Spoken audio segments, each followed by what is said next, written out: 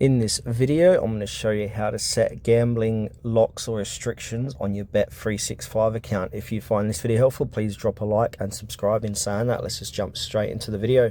Alright, so open up your Bet365 app on your device as you normally would.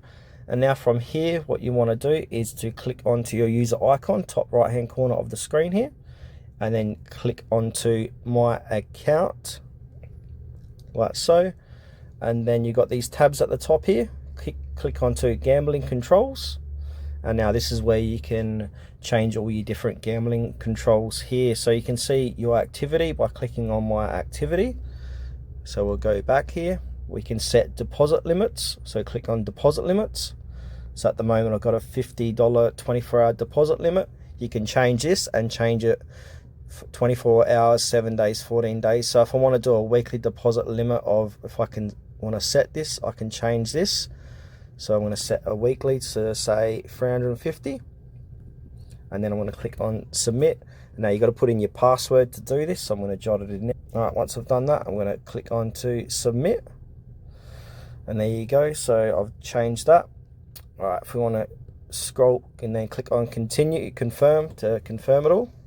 And then the request updates have been made to your deposit limits. Any reduction in limit will take effect immediately. So click on OK once that's all said and done.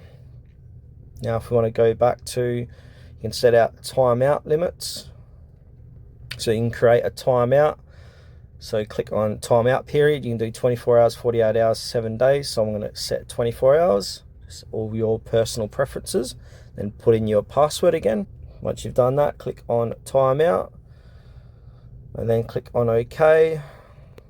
What else we got here? So I need to log back in. I'm going to log back into my account. It does help if I put in the correct password, so I'll redo this. Alright, because I put that timeout limit, I can't log in for another 24 hours. So you can see it works. I thought it'll give it'll double check to make sure I really want to do that, which I think it did, but yeah. So if I go log in again, it's just going to say your details weren't recognized because I put that lock in. Yeah, so hopefully this video helped you how to set gaming limits and locks on your account.